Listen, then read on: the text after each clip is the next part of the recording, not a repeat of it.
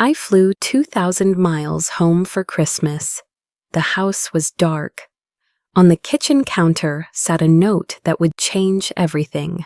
My name is Sarah Martinez. I'm 35 years old, a financial analyst living in Seattle. And for the past 12 years, I've been my family's ATM, $127,000. That's what I calculated later that night, sitting alone in that dark house, the note still trembling in my hands. But I'm getting ahead of myself. If you've ever been the family ATM, the invisible child, the one who gives everything and gets nothing back, this story will validate every feeling you've buried. And if you're new here, stick around because by the end of this, you'll understand why. 3 days after I found that note, my parents called me terrified. Hit subscribe if you want to see how this unfolds, because I promise you, this journey goes places you won't expect. Let me take you back to where this really started. I was 23 years old, fresh out of college with my finance degree, working my first real job at a mid-sized investment firm in Seattle. The pay was decent, $48,000 a year, which felt like a fortune after 4 years of ramen noodles and textbooks. I had a tiny studio apartment, a used Honda Civic, and for the first time in my life, I felt independent. Then my phone rang at 2 a.m. "Sarah?" My mother's voice was tight with urgency. "Your brother needs $3,000 for rent, or he'll be evicted. You're the only one with a job." My brother Jake was 21 then, 2 years younger than me, still living in our hometown of Portland. He'd dropped out of community college after 1 semester to pursue his dream of becoming an entrepreneur, which apparently meant playing video games and occasionally selling protein shakes on Instagram. "Mom, I just started this job. I don't have $3,000 lying around." "Sarah." Her voice dropped to that tone, the one that made my stomach clench. "Family takes care of family. What would people think if we let Jake get evicted? You have a good job now, you can afford it." I sent the money. I told myself it was a one-time thing. I told myself Jake would pay me back. I told myself I was being a good sister. That was the first lie I believed. The requests kept coming. $500 for car repairs, $1,000 for his girlfriend's medical bills, $2,000 for a business opportunity that couldn't wait. Every time, the same script.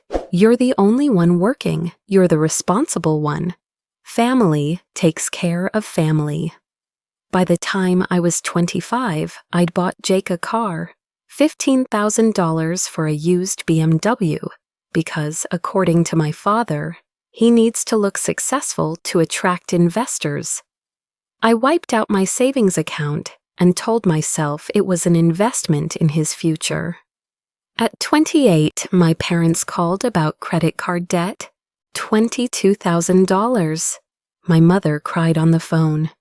"We didn't want to worry you, sweetheart, but we're drowning. The interest rates are killing us. You're so good with money. You could help us consolidate, couldn't you?" I took out a personal loan at 7% interest to pay off their cards at 19%. They promised to pay me back $50 a month. I received 2 payments, then nothing. When I asked about it, my mother said, "We're doing the best we can, Sarah. Not all of us have your fancy Seattle salary." My fancy Seattle salary at that point was $65,000. I was living in the same studio apartment, driving the same Honda, wearing the same professional wardrobe I'd assembled 3 years earlier. Meanwhile, my Instagram feed showed Jake at Coachella, my parents' kitchen renovation, family dinners at restaurants I couldn't afford, family dinners I was never invited to. When I was 30, my parents decided to buy a house. Not just any house, a beautiful Craftsman in a trendy Portland neighborhood. 4 bedrooms, 2 bathrooms, a yard with fruit trees. It was $280,000. They had $50,000 saved. They needed help with the down payment. Just $40,000, Sarah. We'll put you on the deed. It'll be your investment too. Think of it as buying into family property. I liquidated my retirement account and paid the penalties. $40,000 plus $8,000 in taxes and fees. They promised I'd be on the deed. When the paperwork came through, my name wasn't on it. Oh, the loan officer said it was easier this way, my mother explained. Don't worry, you're still part of this. It's family. By 33, Jake had another business idea. A protein shake multi-level marketing company that required a $25,000 buy-in for premium distributor status. This is it, sis. This is the one that's going to make me a millionaire. I just need this one last boost. One last boost? I almost laughed, but I sent the money because by then, sending money was just what I did. It was my role, the responsible one, the provider, the one who made it possible for everyone else to dream. Want to know what nobody tells you about being the family ATM? It's not the money that breaks you. It's the silence. It's the group chats you're not added to. The family game nights you hear about on Facebook. The birthday parties where your card arrives in the mail 2 weeks late with a generic love mom and dad, while Jake gets a surprise party with a cake shaped like his favorite sports team logo.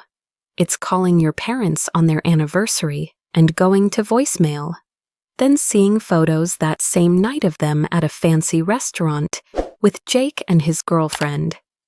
It's texting "How are you?"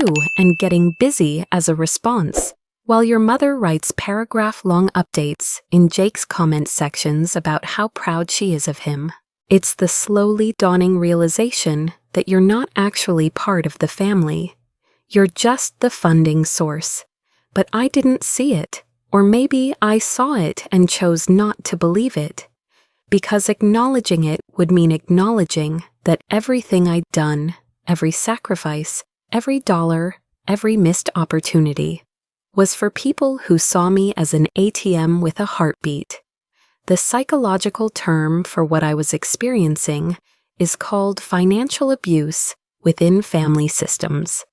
According to research, 52% of Americans say money is the factor that most negatively impacts their mental health. But when that financial stress comes from your own family, from people who are supposed to love you, it creates something called trauma bonding. You're conditioned from childhood to believe that love means sacrifice, that boundaries mean selfishness, that saying no means you're a bad person. My parents were masters of this. Every request came wrapped in emotional manipulation. We're not getting any younger, Sarah. Your brother looks up to you so much. What would Grandma think if she knew you refused to help family?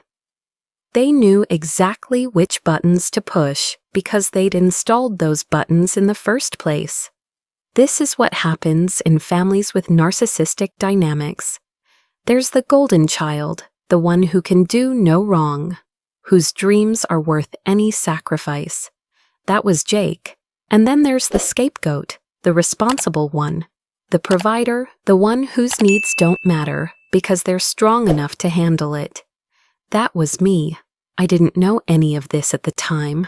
I just knew I was tired of working 60-hour weeks to fund other people's dreams. Tired of eating instant ramen while my brother posted pictures of steakhouse dinners. Tired of seeing my savings account hit zero every time I managed to build it up to something respectable. But I kept sending money because that's what I'd been trained to do, and because somewhere deep down, I still believed that if I just gave enough, sacrificed enough, proved my love enough, they would finally see me, really see me, not as a bank account, but as their daughter, their sister, their family. That brings us to this Christmas. I'd saved $5,000 specifically for the trip home. I was going to surprise everyone with generous gifts. I'd booked a nice hotel because staying with my parents always felt awkward, but I'd spend every day with them. We'd have the Christmas I'd been dreaming of since childhood. A real family Christmas. I should have known better. The warning signs were all there. My mother's texts getting shorter. Calls going to voicemail more frequently. My questions about Christmas plans met with vague responses. But I chose to interpret it as them being busy, not as them being distant. The flight from Seattle to Portland took 90 minutes. I'd taken a red-eye to maximize my time with family. I landed at 6 in the morning, rented a car, stopped at a coffee shop to kill time until a reasonable hour.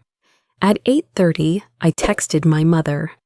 "I'm here, can't wait to see you guys. What time should I come over?" The response came an hour later. "Oh, sweetie, we didn't know you were coming today. We're at Jake's new place helping him move in. We'll be busy most of the day. Maybe tomorrow?" Something twisted in my chest, but I pushed it down. "No problem, I'll come help. Where's he moving?"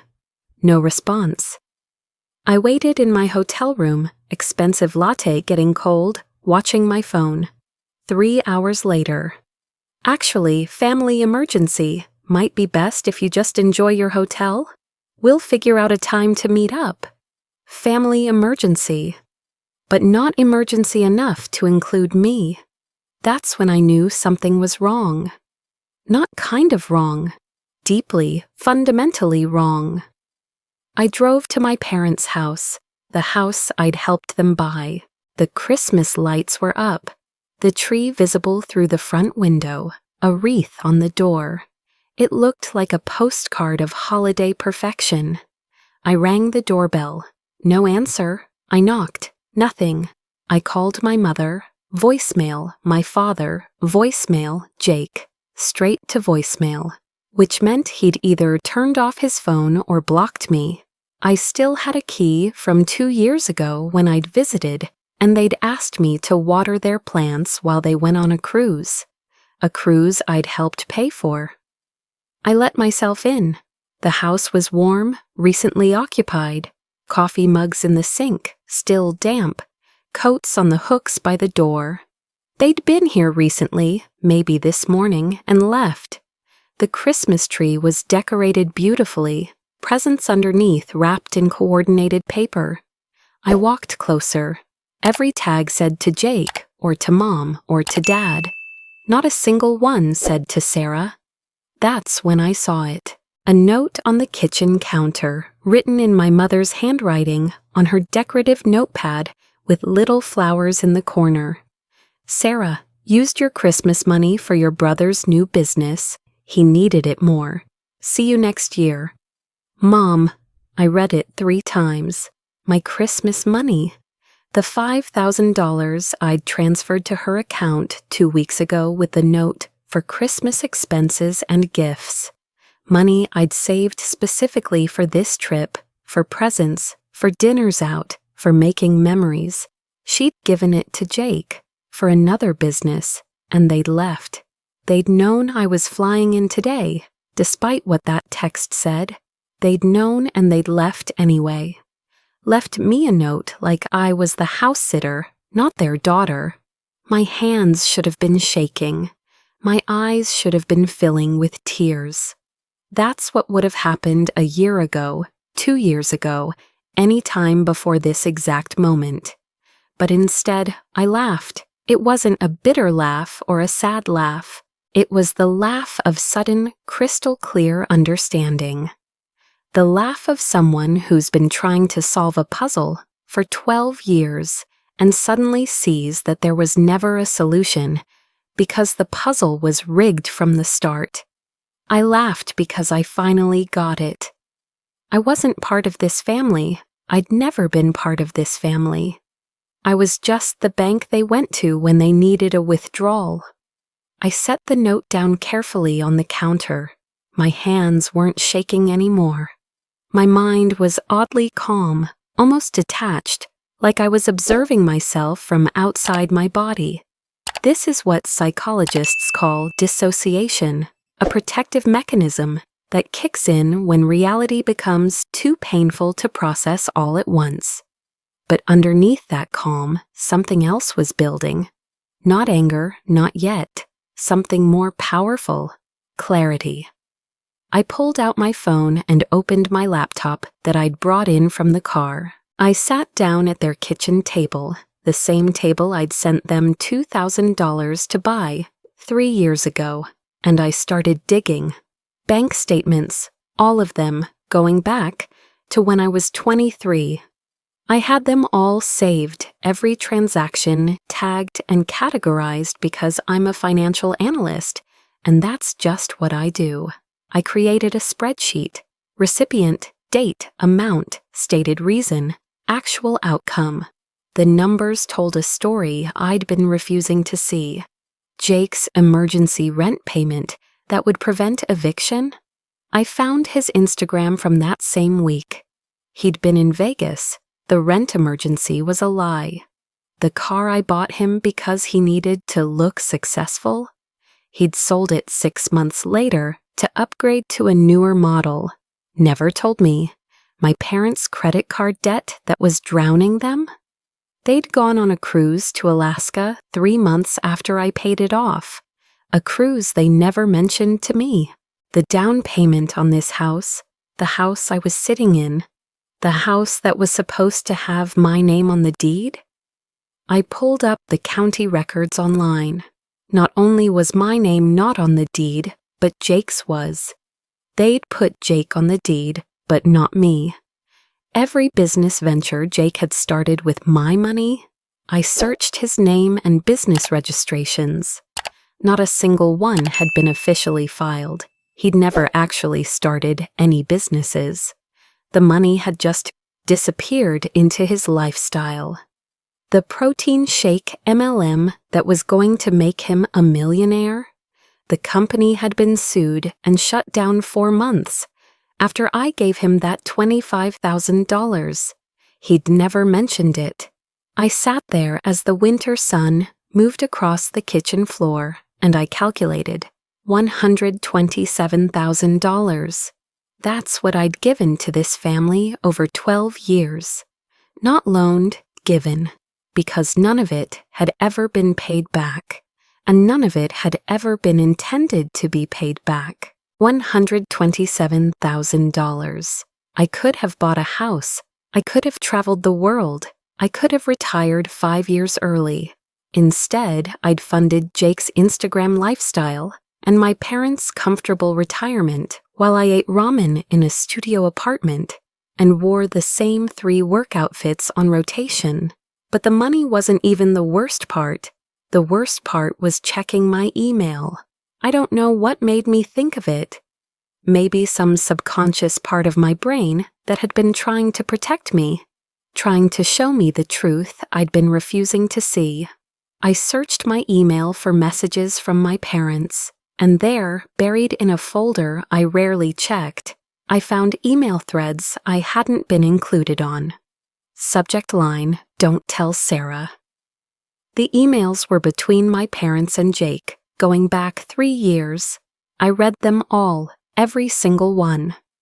And with each email, that calm detachment cracked a little more. Jake's asking for money again. Should we tell Sarah his business idea or make something up? Mom, make something up. She'll ask too many questions if she knows it's for his trip to Hawaii.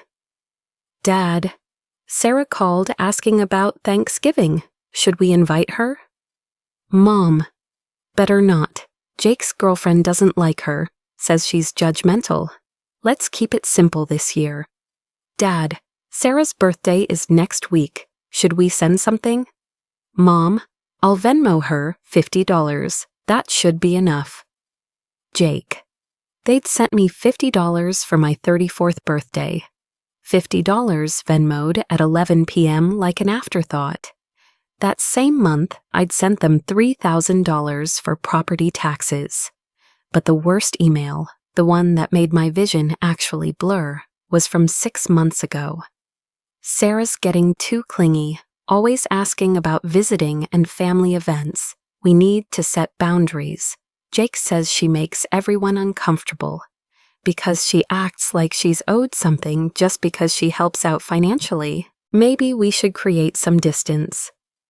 Dad agreed. I'll keep my responses short. She'll get the hint eventually. It's not like we can cut her off completely while she's still useful. Mom.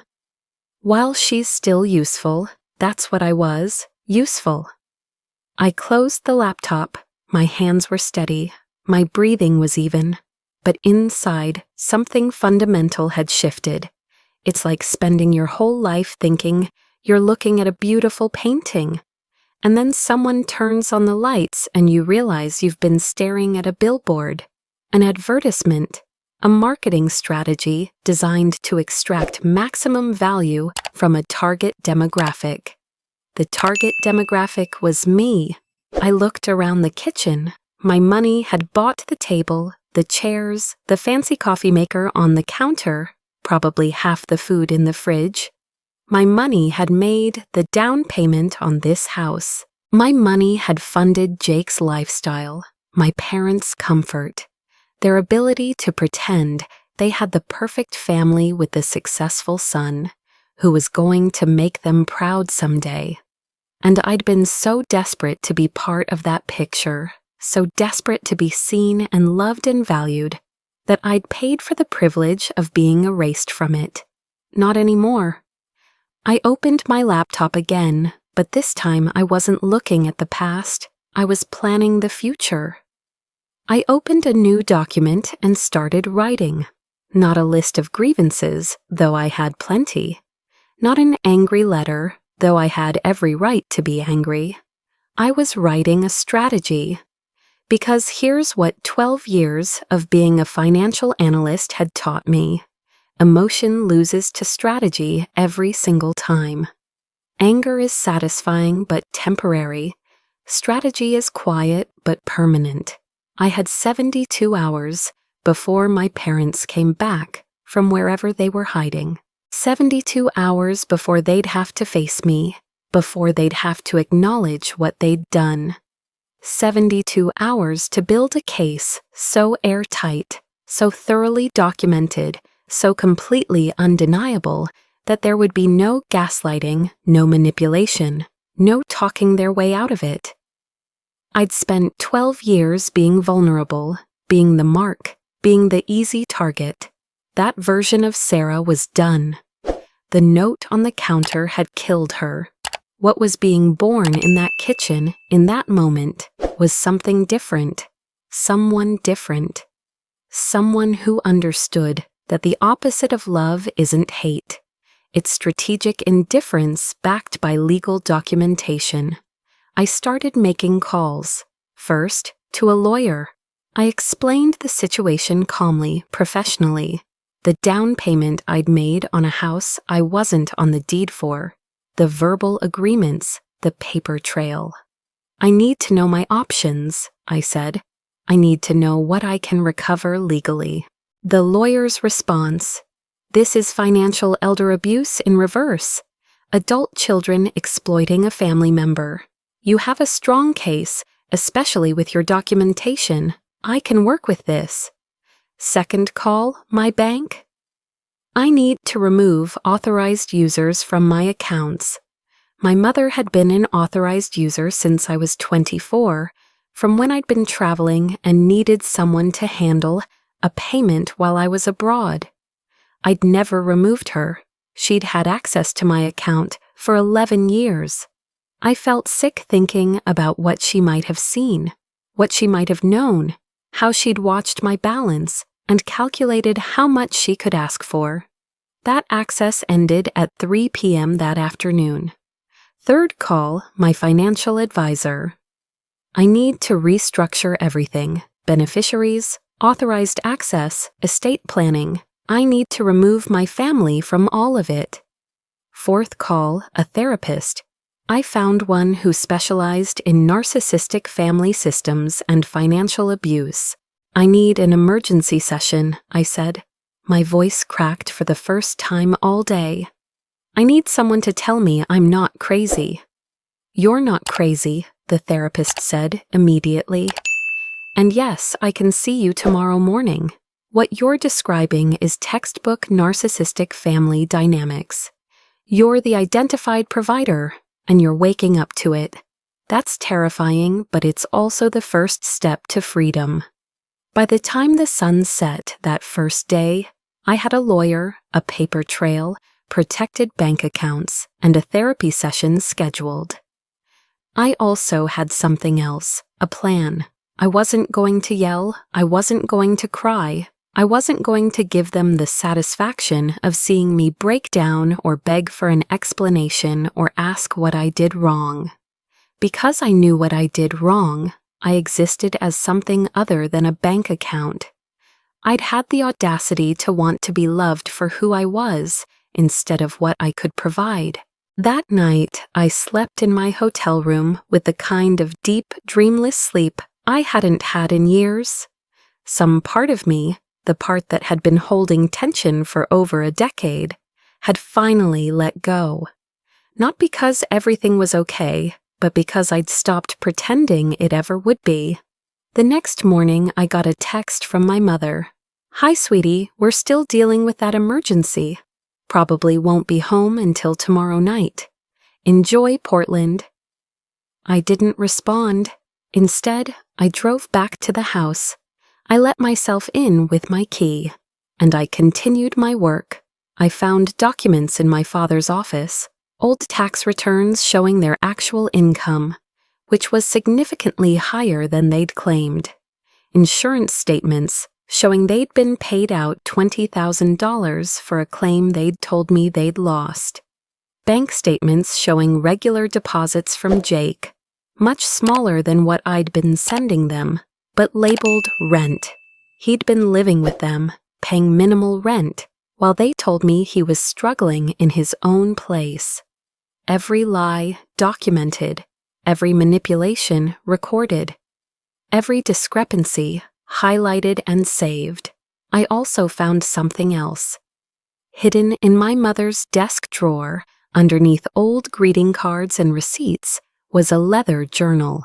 I shouldn't have read it. It was private. But I was past the point of respecting boundaries that had never been respected for me. The entries were sporadic, just occasional thoughts and observations, but several were about me. Sarah called again today, asking about Christmas plans. She's so needy lately. Can't she take a hint? Had to ask Sarah for money for Jake's business idea. She asked too many questions. Need to make sure she feels guilty enough to just send it without interrogating us. Jake says Sarah is embarrassing, too serious, too boring. He doesn't want her at his birthday party, probably for the best. She doesn't fit in anyway. That last one was dated 3 years ago. Jake's 29th birthday. I'd sent a gift card and a card in the mail because I hadn't been invited to the party. I'd assumed it was just a small thing, close friends only. Apparently, it was family and friends, just not me. I took photos of every page that mentioned me, not because I needed more evidence, I had plenty, but because some part of me still couldn't believe it, still couldn't accept that this was real, that this was how they actually saw me.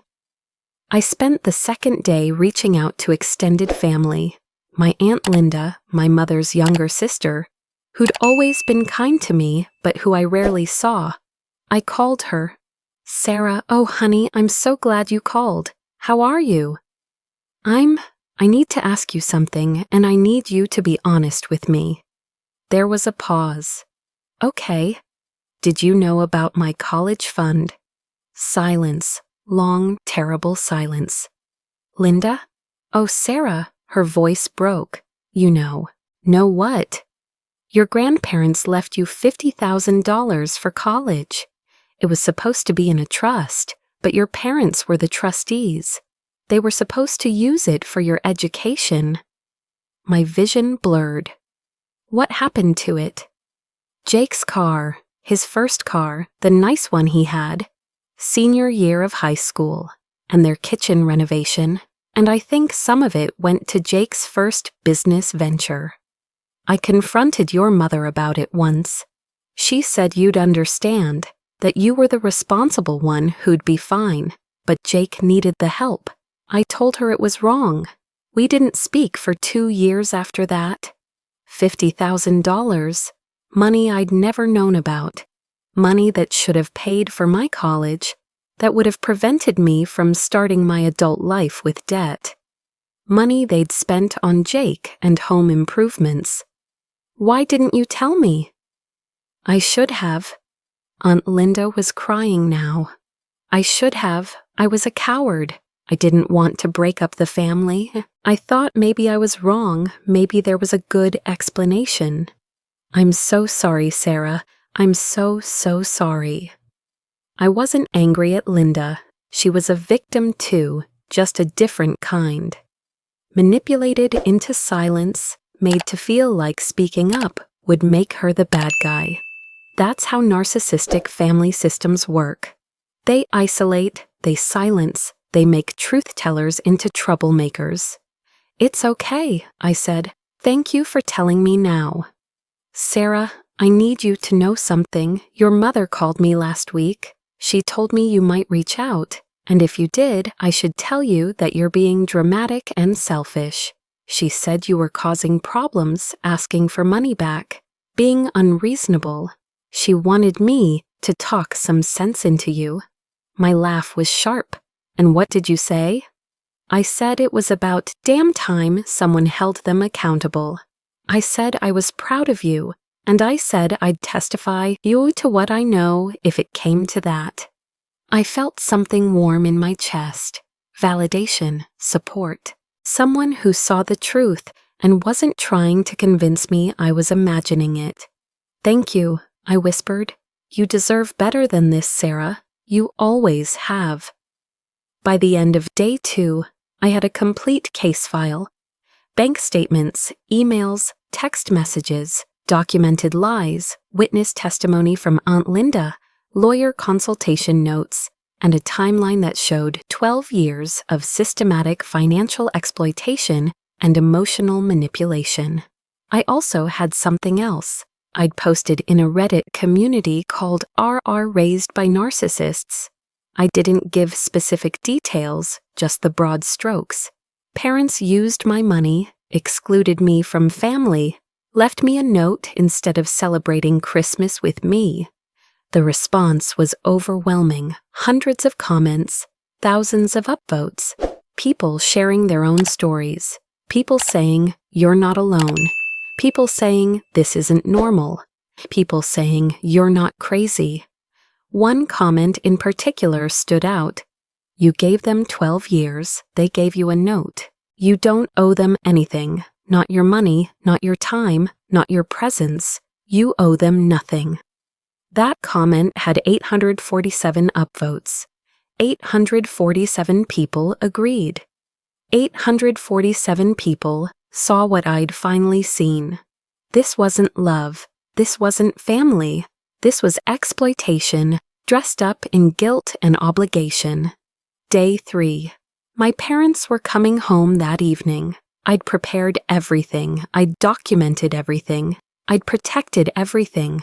All that was left was the confrontation.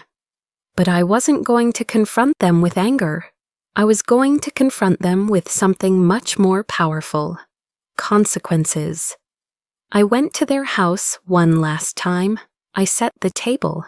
I ordered food from their favorite restaurant, the one they took Jake to for special occasions, the one they'd never taken me to. I used my money one last time, but this time not as a gift, as a prop. When they walked in at 6 p.m., they stopped in the doorway. They weren't expecting to see me. They definitely weren't expecting to see the dining room table set for dinner, complete with wine glasses and their good china. Sarah, my mother's face went through several expressions in quick succession. Surprise, guilt, fear, then a forced smile. We didn't know you were still in town. Sit down, I said calmly. We're having dinner. My father looked at my mother. Some silent communication passed between them. But they sat. What else could they do? We ate in silence for a few minutes. The tension was exquisite. My mother kept starting to speak, then stopping. My father focused intently on his food. Finally, my mother said, "So how's work?" "Great," I said pleasantly. "I actually got promoted last month. $15,000 raise." I watched their eyes light up. Of course they did. More money meant more they could ask for. "That's wonderful, sweetie," my mother said. "You work so hard." "I do," I agreed. I pulled out my iPad from the bag at my feet and set it on the table. Want to know what I've been working on these past 3 days? I opened the spreadsheet, the one showing 12 years of transactions. $127,000. Every date, every amount, every stated reason, every lie. "This is interesting data," I said conversationally. 12 years, $127,000. That's an average of $10,583 per year, $882 per month. My mother's face had gone pale. "Sarah, what?" "I'm not done." I swiped to the next screen. This shows Jake's emergencies versus his Instagram activity. Notice how his $3,000 rent emergency coincided with a Vegas trip. Funny, right? "Sarah, let me explain." "Still not done." Swipe. This is the email thread where you and Dad discussed making up a story instead of telling me the truth about where my money was going. "Don't tell Sarah" is a recurring subject line. My father finally spoke. "You hacked our email?" "I didn't have to hack anything. You forwarded several of these to my email by accident over the years. I just didn't read them until now." Swipe. This is the county deed for this house, the house I gave you $40,000 to help buy. Notice my name isn't on it, but Jake's is. That's interesting, considering Jake didn't contribute a penny to the down payment. "That was a mistake," my mother said quickly. The loan officer, nothing," I interrupted. "I called them. You specifically requested Jake be on the deed and I not be. You told them it was your son's house and you were just helping him." Swipe. This is documentation of the college fund Grandma and Grandpa left me. $50,000 that you spent on Jake and your kitchen. My mother's face crumbled. "How did you?" "Aunt Linda, she told me everything. She's willing to testify to that if necessary." "Testify?" My father's voice rose. "Sarah, this is family business, not some legal matter. It became a legal matter when you committed financial exploitation. I've consulted with a lawyer. I have a strong case for fraud, breach of fiduciary duty, and financial abuse."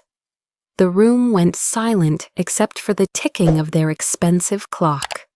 The clock I'd given them for their anniversary 3 years ago. "This is how this is going to work," I said, my voice steady and clear. "Effective immediately, all authorized access to my accounts has been removed. You'll never see my financial information again." "Sarah, you can't." "I can and I have. Second, regarding this house that I provided $40,000 toward, you have 2 options. Option 1, you buy me out. Fair market value of my contribution plus 4 years of equity equals approximately $72,000. You have 90 days. Option 2, I file a lawsuit for fraudulent inducement and breach of contract. My lawyer is confident we'll win." "We don't have that kind of money," my father said. "Then refinance, sell assets, figure it out. You've had years of my money to build your comfortable life." Now it's time to pay the bill. Your brother needs, my mother started. I don't care what Jake needs. Jake is 32 years old. Jake has never held a job for more than 6 months. Jake has wasted every dollar I've ever given him. Jake's problems are not my problems, not anymore. I stood up. I'm done being your ATM. I'm done being the invisible daughter who's good enough to fund your lifestyle, but not good enough to invite to family dinners. I'm done pretending that what you've done to me is love. We love you, my mother whispered. I laughed, actually laughed. No, you don't. You love what I could provide. There's a difference. I picked up my bag. You have my lawyer's information. All communication goes through her from now on. Don't call me, don't text me, don't show up at my work or my home. If you need something, talk to my lawyer. Sarah, please. My mother was crying now. Don't do this. Don't destroy this family. I stopped at the door, turned back. I didn't destroy this family. There was never a family to destroy. There was just a convenient funding arrangement that you dressed up in holiday cards and birthday wishes. But I'm out of funds, and I'm out of patience, and I'm sure as hell out of forgiveness. I walked out, got in my rental car, drove to my hotel, and for the second time that week, I slept peacefully. Day 4. I checked out of the hotel and headed to the airport. My phone had 37 missed calls. I didn't listen to any of the voicemails.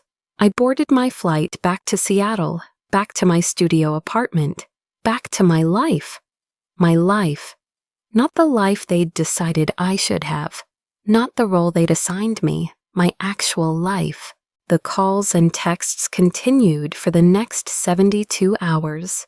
I didn't answer any of them. My lawyer did, though. She sent them a formal letter outlining my demands and the timeline. She also sent them copies of all my documentation, everything, the spreadsheets, the emails, the timeline, Aunt Linda's statement.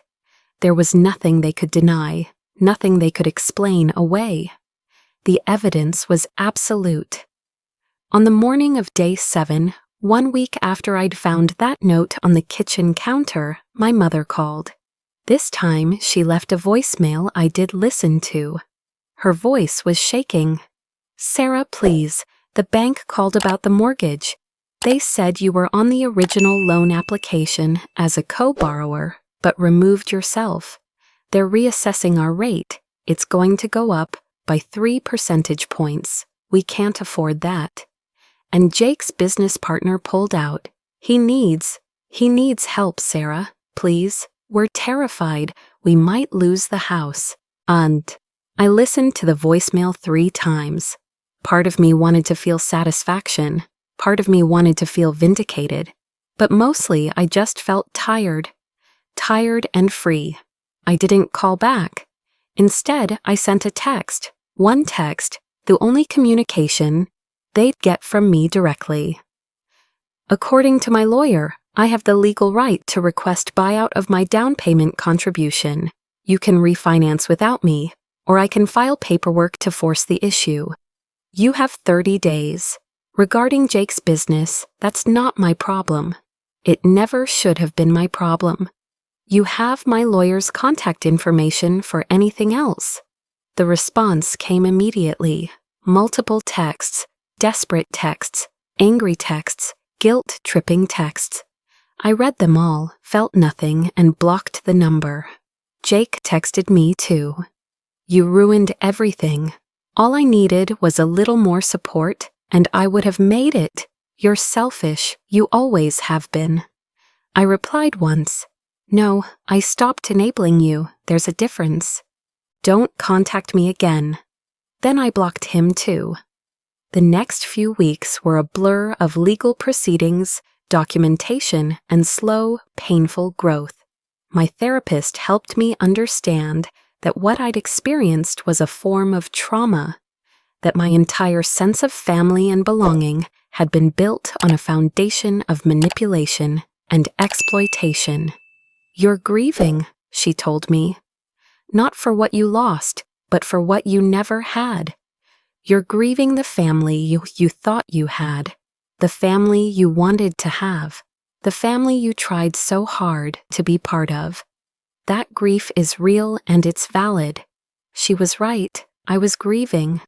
But I was also slowly starting to heal. My parents eventually refinanced the house. It took them 58 of their 90 days, and they had to liquidate some retirement accounts and take out a second mortgage, but they did it. They paid me $72,000, not willingly, not graciously, but they paid it. Jake moved back in with them. According to Aunt Linda, who I stayed in contact with, he was 32 years old, living in his childhood bedroom and still claiming he was between ventures. My parents tried one more time to reach me. A letter sent to my work address. It was 3 pages long, full of justifications and excuses and pleas for understanding. "You have to understand how hard it's been for us," it said. "Jake needs support. He's special. He has dreams. You were always so independent, so capable. We thought you could handle it. We thought you understood that family means sacrifice." I read it once, then I filed it with all my other documentation, just in case. Then I let it go, because here's what I'd learned. You can't make people see you if they're determined to look through you. You can't make people value you if they've decided you're only valuable for what you can provide. And you can't make people love you if they've already decided you're not worth loving. But you can stop trying. You can stop performing. You can stop sacrificing pieces of yourself on the altar of their indifference and calling it family. 6 months after that Christmas, I had a new life. Not just a different life, a new one. I'd moved to a bigger apartment, nothing extravagant, but it had a bedroom that was actually separate from the living room, and a kitchen with a real oven, and windows that let in morning light. I'd started taking photography classes, something my parents had always dismissed as a waste of time and not a real career. Turned out I was good at it, really good at it. I had my first art show at a local gallery and sold 3 pieces for $2,400 total. The feeling of someone wanting my art, valuing my creativity, paying for something I'd made was indescribable. I'd rebuilt my savings account. Without the monthly drain of family emergencies, money actually accumulated. I had an emergency fund. I had a retirement account that was growing. I had breathing room. But the biggest change wasn't financial, it was psychological. I'd started dating again. I'd met Jason at an art gallery opening of all places. He was an architect, thoughtful and kind, with a healthy relationship with his family that he didn't take for granted. Our first date, he asked me about my family. I gave him the honest answer. We're not in contact. They had expectations of me that weren't healthy, and I had to set boundaries for my own well-being. I waited for judgment, for pushback, for the inevitable but their family speech. Instead, Jason said, "That must have been incredibly hard. I'm sorry you went through that. It takes courage to protect yourself, even from family." That was the moment I knew he was different. He didn't need my story to fit a narrative of forgiveness and reconciliation. He just needed me to be okay. Our relationship was different from anything I'd experienced. He didn't need anything from me except my time and attention. He paid for dates. He remembered things I mentioned in passing. He introduced me to his friends and family, not as an afterthought, but as someone important to him. The first time his mother hugged me and said, "We're so happy Jason found you," I cried. Not sad tears, shocked tears, the tears of someone who'd never experienced unconditional welcome before. Professionally, things changed too. Without the constant stress of managing family drama and financial requests, I had energy for my actual career. I was promoted to senior analyst with a salary increase from $95,000 to $115,000. My boss pulled me aside after my promotion was announced. "I don't know what changed," she said, "but you seem different lately, more confident, more present. It's good to see." What had changed was simple. I'd learned to say no, not just to my family, but to unreasonable work demands, to friends who took more than they gave, to anyone who treated my time and energy as something they were entitled to rather than something I chose to share. Therapy continued. Every week, then every other week, then monthly. I was graduating from crisis mode to growth mode, my therapist said. We were no longer just processing trauma, we were building new patterns, new beliefs, new ways of understanding relationships and boundaries. "You're not broken," my therapist told me in one session. "You were never broken, you were just programmed wrong. Your family installed buttons they could push to get what they wanted. We're not fixing you, we're just removing those buttons and helping you install your own controls." The holidays came around again, 1 year since that Christmas that changed everything. I didn't go to Portland, I didn't even consider it. Instead, I hosted Thanksgiving dinner at my new apartment. Aunt Linda came, along with her husband and their adult children, who I'd barely known growing up. Jason came with his parents and his sister. Marcus, my best friend from work, came with his wife. 2 coworkers who'd become real friends came too. 11 people around my table. Not a huge gathering, but it felt full. It felt warm. It felt like family, the real kind, the chosen kind. Before we ate, Jason's mother asked if anyone wanted to share what they were grateful for. I wasn't usually one for these kinds of traditions, but that day I had something to say. "I'm grateful for boundaries," I said. "I'm grateful for the courage to protect myself. I'm grateful for everyone at this table who accepts me for who I am, not what I can provide. And I'm grateful for the family we choose, which sometimes means more than the family we're born into." Aunt Linda raised her glass. To chosen family, to boundaries, to Sarah, who taught me that it's never too late to stand up for yourself. We clinked glasses, we ate, we laughed. Nobody asked me for money.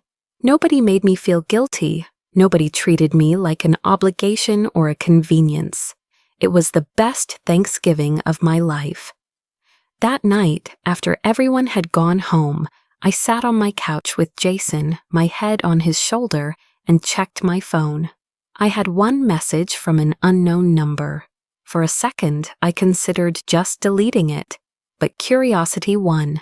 It was from Jake. He must have gotten a new number, thinking I wouldn't recognize it. "Mom and Dad are struggling. The mortgage is killing them. You got your money. Can't you help them just a little? For old time's sake?" I showed Jason the message. "What are you going to do?" he asked. I thought about it, really thought about it. Thought about the 12 years of sacrifice. Thought about the note on the counter. Thought about being erased from family photos and excluded from celebrations. Thought about emails that said, "Don't tell Sarah," and conversations that called me needy and embarrassing. Then I thought about my new apartment, my art show, my healthy relationship, my growing savings account, my peaceful sleep. I typed a response. No, just that, just no. Not an explanation, not a justification, not an argument. Just the one word I'd been too afraid to say for 12 years. No, I blocked the number, set down my phone, looked at Jason. "I'm proud of you," he said. "Me too," I said. And I meant it. The truth is, my parents didn't change. Jake didn't change. They're probably still telling family and friends some version of the story where I'm the villain, the ungrateful daughter who abandoned them when they needed me most. They're probably still playing victim, still manipulating whoever will listen, still convinced that they did nothing wrong. And that's okay, because I'm not trying to change them anymore. I'm not trying to make them see me or value me or love me the way I deserve to be loved. I'm not trying to prove anything or win anything or fix anything. I'm just free, free from the weight of other people's expectations, free from the guilt that had been programmed into me since childhood, free from the belief that love means sacrifice and family means obligation. I learned that being alone is better than being used, that boundaries aren't selfish, they're survival, that the people who call you selfish for protecting yourself are usually the ones who benefited from your lack of boundaries. I learned that you can't love people into seeing your worth, that you can't sacrifice your way into belonging, that being the family ATM doesn't make you family, it just makes you exploited. Most importantly, I learned that it's never too late to choose yourself. It's never too late to say no. It's never too late to walk away from people who treat you like a resource instead of a person. My parents left me a note that said they'd used my money for my brother. What they didn't realize was that note was a gift. Not the gift they intended, but a gift nonetheless. It was the final piece of evidence I needed to see the truth I'd been avoiding for 12 years. They called me 3 days later, terrified of losing their house, expecting me to cave like I always had. But I didn't cave, I didn't rescue, I didn't sacrifice myself one more time. To save people who'd never valued the sacrifice, instead I saved myself. And 1 year later, sitting in my own apartment, surrounded by people who actually love me, with a career that's thriving, and a savings account that's growing, and a relationship that's healthy, and a future that's mine to choose, I can honestly say that note was the best, worst thing that ever happened to me, because it set me free. If you're watching this and you see yourself in my story, if you're the family ATM, if you're the one who gives everything and gets nothing back, if you're exhausted from trying to earn love that should be freely given, I want you to know something. You're not crazy. You're not selfish. You're not wrong for wanting more. You deserve to be loved for who you are, not what you can provide. You deserve relationships that fill you up instead of drain you dry. You deserve peace, and it's okay to choose yourself. It's okay to set boundaries. It's okay to walk away from people who treat you like an obligation instead of a gift. 27% of Americans have cut contact with at least one family member. You're not alone. There's a whole community of us who've chosen peace over performance, boundaries over belonging, self-respect over sacrifice. Subscribe if you want more stories about healing, boundaries, and taking your power back. Comment below if you've ever been your family's ATM. Tell me your story.